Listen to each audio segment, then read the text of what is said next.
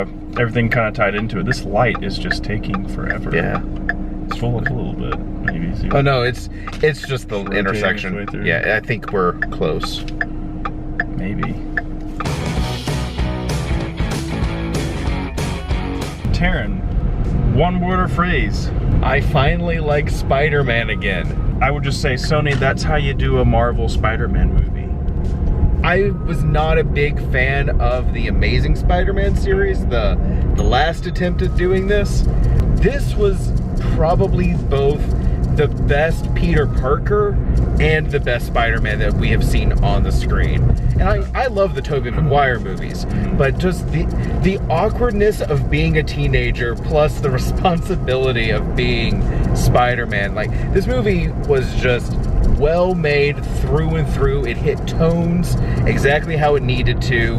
And overall, like, I'm surprised that Marvel was able to make such a fresh movie, and I'm really happy that they didn't go the origin story route. Well, I mean, you have people that, I mean, made Spider-Man, and are when they finally have a hold of what is rightfully theirs, and they understand the character best. I mean, Sam Raimi's was great, but it never really got onto that whole fact that he's just a kid, this geeky little kid that got bit by a spider. Even the Sam Raimi movies didn't touch on really was in the origin, you know, we speed through his high school experience, and this is set right in the middle of it. We know he's bit by a spider, we know he has powers, great responsibility, Uncle Ben, all that stuff, we got it. You get to experience Spider-Man's like everyday life, and you never really got that with the Sam Raimi movies. It's just about him trying to prove his mettle, and he's still learning things. I think Tom Holland as Peter Parker, I think he's the closest that you can get to my understanding of what the true Spider-Man Peter Parker dynamic is.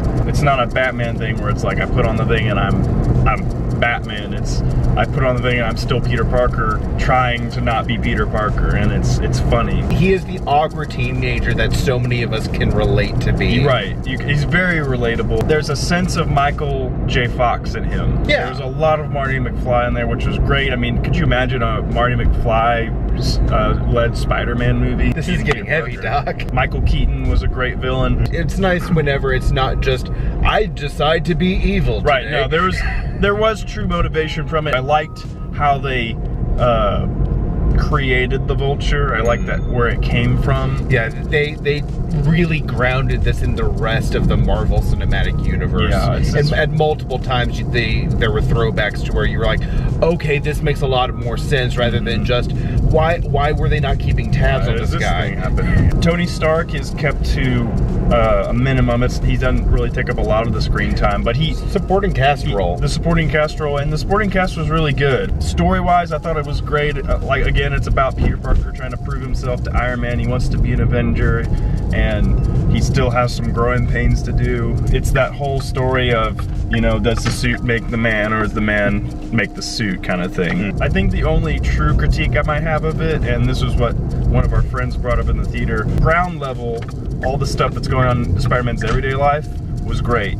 I would say the action stuff, while not bland by any means, it didn't seem as well put together as the rest of the stuff was. Honestly, I'm kind of okay with the fact that it wasn't, you know, big grandiose fight scenes. No, yeah, definitely not the big superhero problem of we have to fight the giant light that's to destroy the world at the end of the movie. This was, again, the villains on a ground level, his motivations are built on the ground level, so what he's doing and what Spider-Man has to stop at the end makes sense, and it's not this I have to save New York City thing, it's I have to stop this guy from doing this thing. That's okay. Terran, on a scale of 1 to 5, how many Queen's sandwiches would you give this movie? 4.5 out of 5. Interesting. Okay. Yeah, I think I'm gonna give it a 4.5 out of 5 again too. But yeah, that's pretty much our review. Definitely go watch it. We highly recommend it. Be sure to subscribe, like us, go check our YouTube page. We could use the likes and the views. Definitely use the views. But we want to thank our